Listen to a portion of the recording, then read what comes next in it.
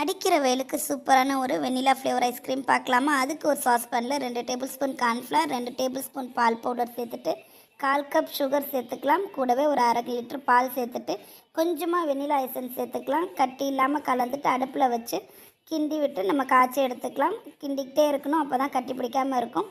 கொதித்து வந்ததுக்கு பிறகு இந்த மாதிரி ஒரு ஏர்டைட் பாக்ஸில் ஆற விட்டு ஊற்றிட்டு ஃப்ரீசரில் வச்சு ஒரு 2 மணி நேரம் கழித்து எடுத்துகிட்டு வந்தோன்னா இந்த மாதிரி கட்டியாக இருக்கும். மறுபடியும் அதை ஒரு மிக்ஸி ஜாரில் போட்டு ஒரு 10 செகண்டுக்கு நம்ம இந்த மாதிரி பல்ஸ் மோடில் அரைச்சி எடுத்தோன்னா இந்த மாதிரி மறுபடியும் க்ரீமி ஆகிடும். அதை மறுபடியும் அதே பாக்ஸில் ஊற்றிட்டு மேலே உள்ள அந்த பபுளெல்லாம் உடச்சி விட்டுட்டு மறுபடியும் மூடி ஓவர் நைட் அப்படியே ஃப்ரீசரில் வச்சிடலாம். அட்லீஸ்ட் ஒரு 8 மணி நேரமாவது இருக்கணும். வச்சு எடுத்துகிட்டு வந்தோன்னா சூப்பரான கடையில் வாங்கக்கூடிய டேஸ்ட்டில் வெண்ணிலா ஃப்ளேவர் ஐஸ்கிரீம் ரெடி. அதோட டெக்ஸ்சர் பாருங்கள் எவ்வளோ சூப்பராக இருக்குன்னு. விருப்பப்பட்டால் நீங்கள் சாக்லேட் சிரப் ஊற்றி கூட சாப்பிட்லாம்.